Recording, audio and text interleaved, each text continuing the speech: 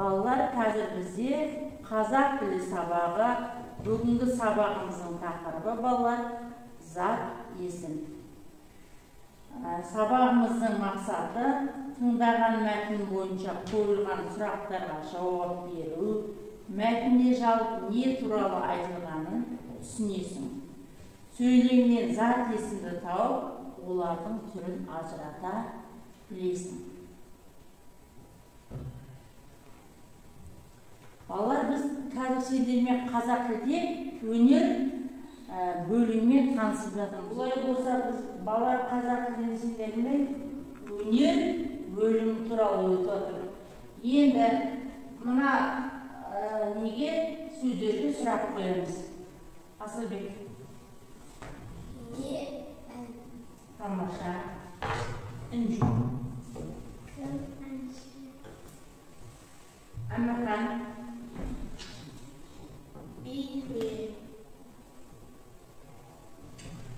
Нұрдәулет.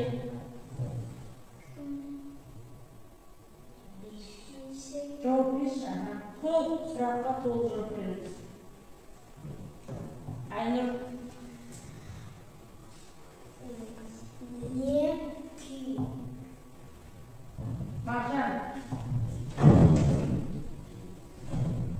Күйші кім? Аржан. Не мүсін? Ожан. Кім мүсінші? Айкерім. Кім сүнгенші? Не сурет? Тамаша. Ақмарал. Кім сурет? Кім суретші? Енді осы жерде өнерге қатысты адамдар кімдер екен балалар? Әнші, биші, күйші, мүсінші, суретші. Осылардың барлығы бір сөзбен өнер адамдары деп атайды екен біз. Олай болса, балаларда зат есім. Зат есім тұлғасына қарай нешеге бөлінеді екен? Екіге. Негізгі зат есім және туынды зат есім. Негізгі зат есім дегеніміз мысалы жер, су, қала. Бұларды біз негізгі зат есімдер деп атаймыз. Енді туынды зат есім. Оқу, шығыс, айшыс, білім. Бұны біз туынды зат есім деп атайды екенбіз. Келесі зат есім балалар мағынасына қарай тағы да екіге бөлінеді. Қандай көп балалар? Деректі зат есім, дерексіз зат есім. Деректі зат есім деген көзбен көріп, қолмен ұстауға болатын заттарды деректі зат есім деп атаймыз. Дерексіз зат есім дегеніміз көзбен көріп, қолмен ұстауға келмейтін, тек оймен, ақылмен ғана сезіп білетін ұғымның атауымыз балалар дерексіз зат есім деп атайды екен. Балалар, зат есім екіге бөлінеді. Жалпы зат есім және жалпы зат есім. Жалпы зат есім дегеніміз бұл бас әріппен жазылатын сөздер, яғни қаланың, жер, судың, адамның аттары. Бұлар бас әріппен жазылады. Оларға кім деген сұрақтар қойылады екен. Мысалы,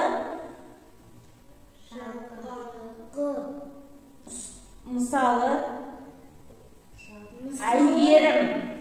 Кім? Әйгерім. Түймекент. Бұларды қандай зат есім дейміз? Жалпы зат есім дейміз. Келесі, жалпы зат есім.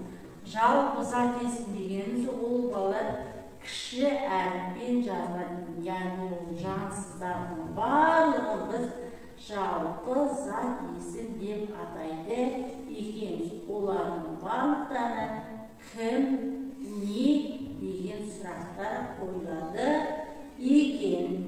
Бала, олай болса, көпшілік түрдегі зат есімдердің астын сызады. Бізге мына жаттығу берген.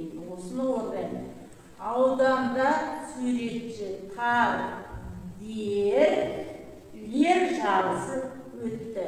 Яғни осыған көпті жалғауын алады.